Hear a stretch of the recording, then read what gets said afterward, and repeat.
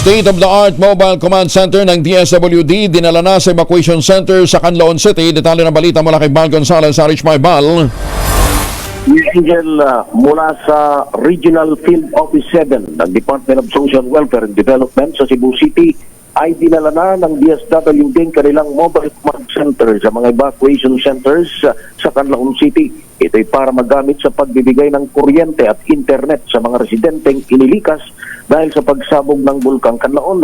Kasunod ng direktiba ni Pangulong Ferdinand Bongbong Marcos Jr., kahapon pa nagtungo sa calamity area si DSWD Secretary Rex Gatchalian upang personal na pamunuan ang malawakang pagtugon ng gobyerno sa pangangailangan at sitwasyon ng mga evacuees sa lungsod ng Bago, lungsod ng La Carlota at sa munisipalidad ng La Castellana.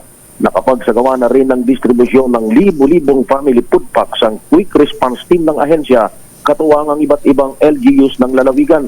Sa ngayon ay 2 regional offices ng DSWD mula sa Region 6 at Region 7 ang nagtutulong-tulong para maalalayan ang mga biktima ng Mount Canlaon eruption. Sabi ni Secretary Gatchalian, makatutulong ang state-of-the-art mobile command center hindi lamang sa pagbibigay ng power supply at internet sa mga apektadong mamamayan, kundi magagamit din ng mga lokal na pamahalaan para sa pagbibigay ng mas mabilis na komunikasyon mula sa ground patungo sa iba't ibang mga ahensya sa lokal, lalo na sa national government. Ako si Bal Gonzales, DZRH, una sa Pilipinas, una sa Pilipino. Maraming salamat, Bal Gonzales.